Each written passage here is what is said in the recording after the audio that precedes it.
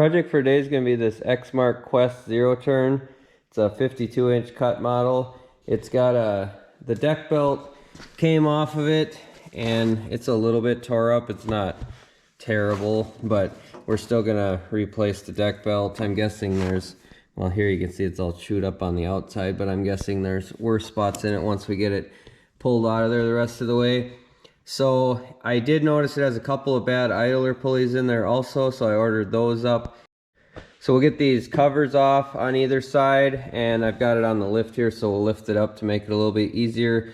Get the deck down as low as it'll go. Here's the belt diagram. This would be the engine at the rear of the mower. So if you need the belt diagram, there it is. You can pause the video here so you can get a good look at it. These are sometimes a little bit confusing. This one I think is fairly straightforward compared to some. So I'll get it lifted up and we'll get started.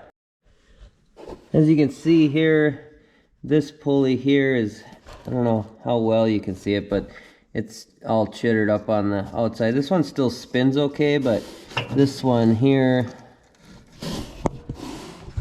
get you in there. This one, it must have seized and it wore right through the pulley, so that one will have to be replaced completely.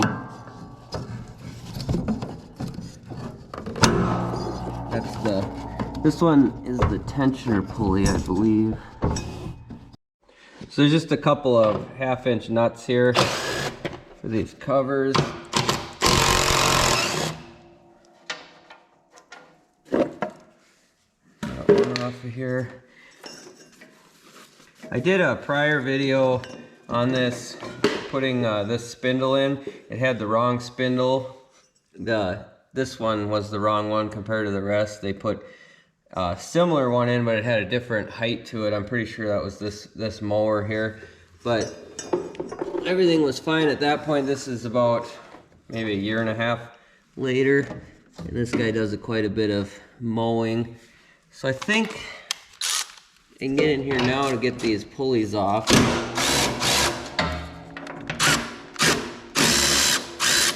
Those were just 9/16 nuts on top of those. And there's one of them. Now you can kind of see a little bit better. It's not terrible, but that melted plastic kind of wore into that, so we're just going to replace that. These are cheap enough to replace that it's not worth risking it by leaving it in there.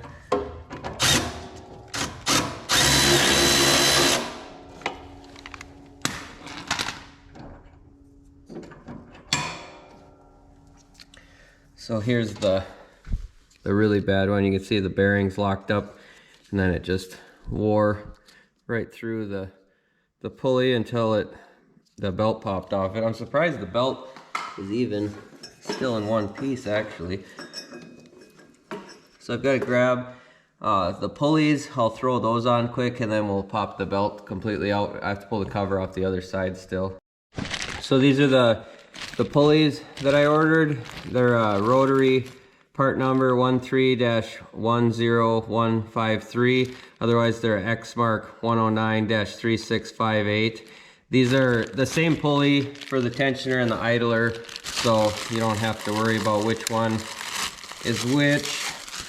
These seem like they're a pretty decent quality pulley. I've had some where you get them and the bearings are missing seals or something, and it just ends up being, it's better just to get something that's, it could be aftermarket, but something that's an actual name brand. Aftermarket, like Stens or Rotary, are the two that I use the most for a lot of the aftermarket stuff. Here's the other one's the same thing. I got you a little bit better view putting these pulleys in here.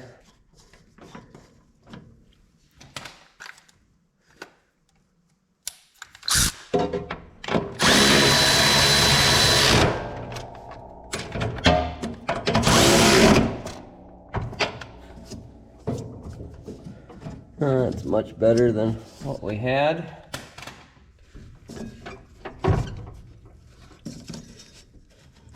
So yeah, this is the tensioner. There's a square hole here you can put a ratchet in so we can pull that tensioner back when we go to put the new belt on. I'll pop this cover off. I have to use the ratchet for that one in the back.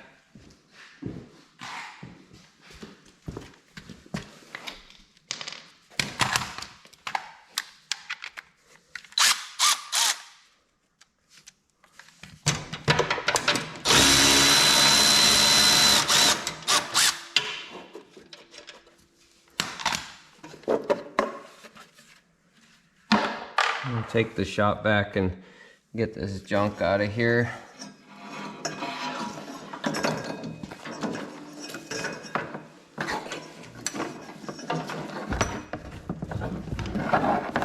So it looks like it mainly just ate up the back side of the belt just because it was rubbing through that pulley that was locked up. Otherwise, I don't see anything that's too catastrophic on it.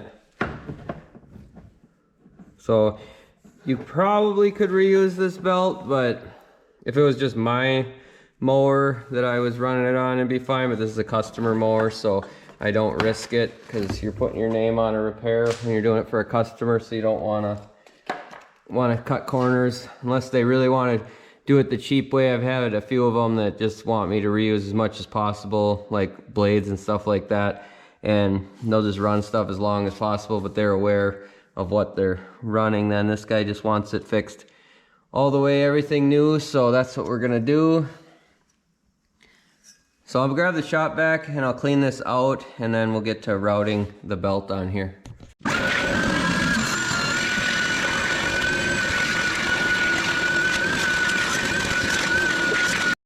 So the new belt we're going to be using is an OEM replacement from Rotary. It's a 12-12455. It doesn't say the length or anything on this one since it's an OEM replacement, but if I can find the length for you, I'll put it up on the screen. Otherwise, I'll put a link to this belt in the description.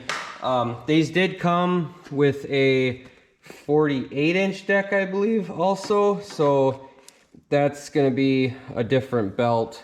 So this is the 52-inch. So you got to be careful that when you're looking up belts or stuff. I'm just trying to untangle this. It's going to be hard for me to get you in there, or in here, to show you what I'm doing, so I'll just get it in here, and then I'll show you how the belt is routed. Just hooked it on that one on the other side, and I've got a ratchet in that tensioner arm so I can loosen the tension,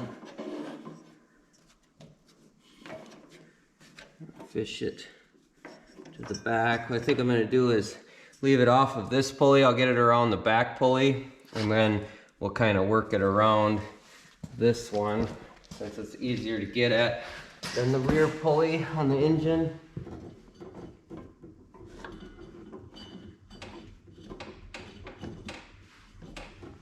Got it on there.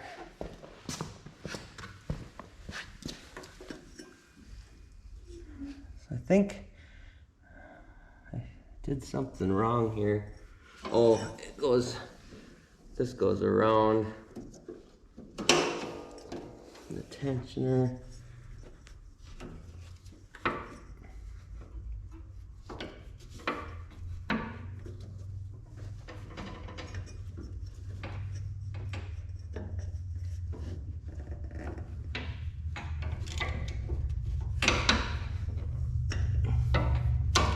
There we go. That should be around everything. It looks like it's on there and routed correctly now. I'll try to get you in here to see.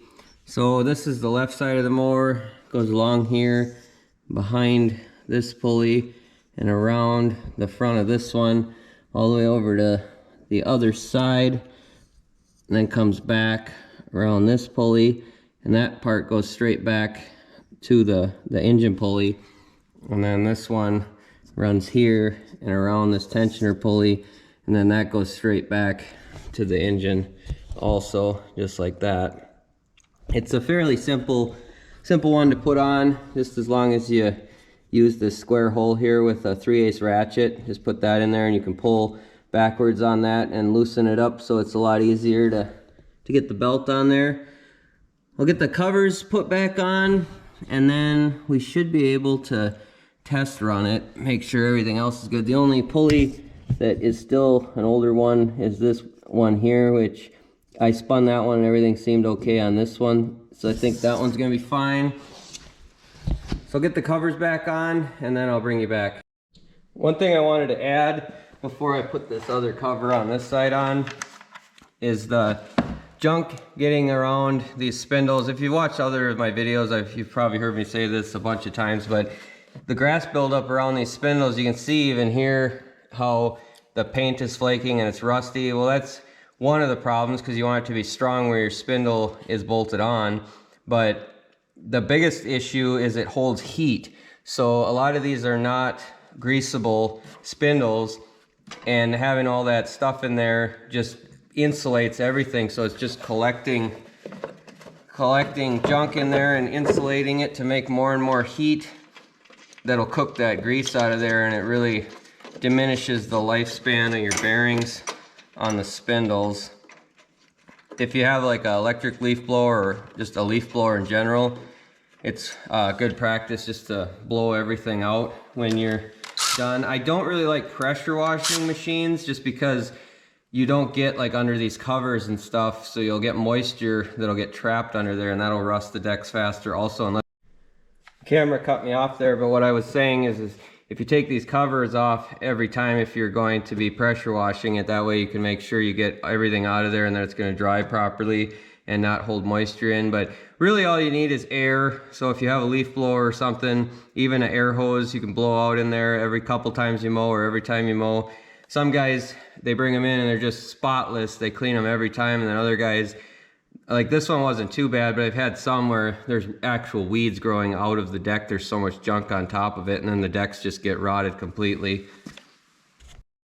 Right before I went to put the mower down, I noticed we had I think this is a cable of some kind wrapped around here. That's another thing that'll kill these spindles, is if you get junk wrapped around them. I don't know how we've got it tangled here. I'll have to figure out how to not stab myself with this. It's one thing, like dog tie outs and stuff are really bad for getting wound up in the mower.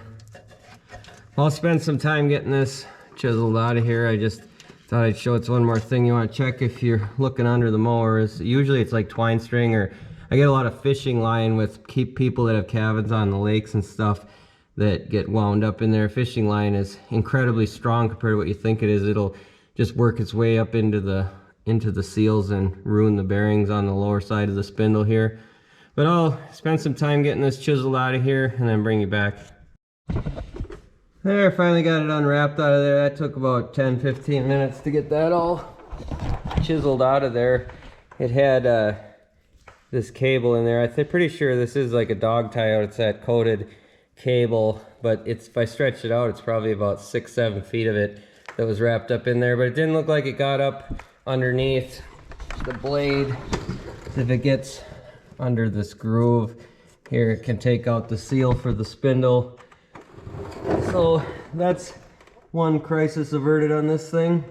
I do get questions every once in a while on this lift that I'm using. This is Mojack Pro is the name of this lift. I thought it had, oh, down here, it's got the model on it.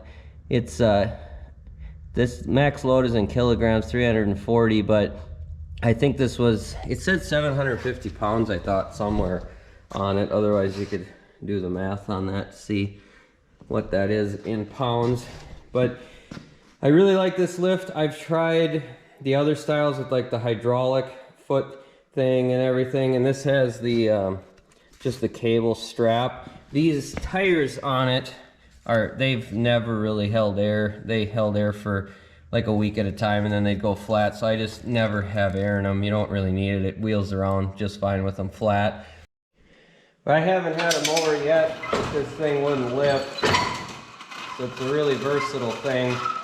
So if you do a lot of your own work, if you have a shop that you're looking for a lift, I think this is actually, this is more useful than even the table lift that I have. It's pretty much used on almost every project that comes in here, even if it's just a service, because I'll lift it up and be able to sharpen the blades or change the blades really easily with this. You can slide underneath it with a creeper. I've even had the front lifted up and then jacked up the back, so I had the whole mower off the ground. That's a little bit dangerous. I don't know if I'd recommend doing that or not, but if I can find a similar model to this, I could put a link in the description to show. They're not cheap. I can't remember what this actually was new, but I ended up buying it from a buddy of mine that had a repair shop that he closed, and it was around, I think I paid him $200 for it used, but I think they're $750 or something like that new. But like I said, if you do a lot of work, it's a back saver, and you don't get your face full of right up in there with it sitting on jack stands and stuff. You can get the height out of it better than you can with a floor jack. So like I said, I'll put a link in the description just in case anybody's interested in one. But for now, we'll get this fired up and head outside and test it out.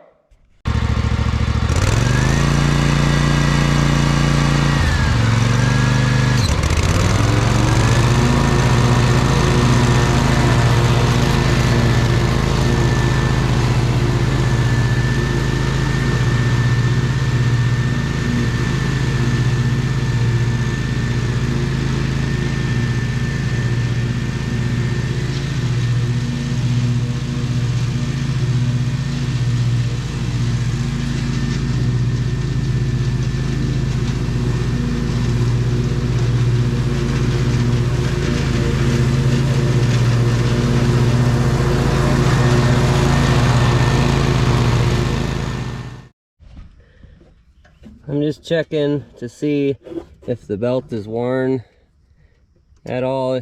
Every time I put a new belt on, I always just look at the outer edges after I run it for like 5 minutes or so, just to make sure. If it shows any sign of wear at that point, you already know that something is rubbing wrong on it.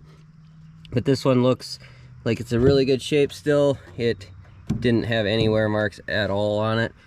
So this one should be good. You just never know. Sometimes you put them together and you forget something, or it's off of a pulley a little bit or something, and you can run it. And if you run it just for like an hour without checking it, you'll ruin the brand new belt right away. So you always want to just run it for a little bit and check right away. But this one should be good to go. There wasn't too much going on with this one like there was last time. I'll put a link to the other video on this mower in the description. I had replaced the starter on it, was bad, and then there was a little bit of wiring that was an issue on it, I think it was, and then we did that deck spindle on it. I think that was all that video was on, and just a general service I think we did on it, but I could be wrong on some of that stuff. It's been so long since I did it. But that's gonna do it for this one. If you like this sort of thing, like the videos and subscribe to the channel, and we'll catch you on the next one.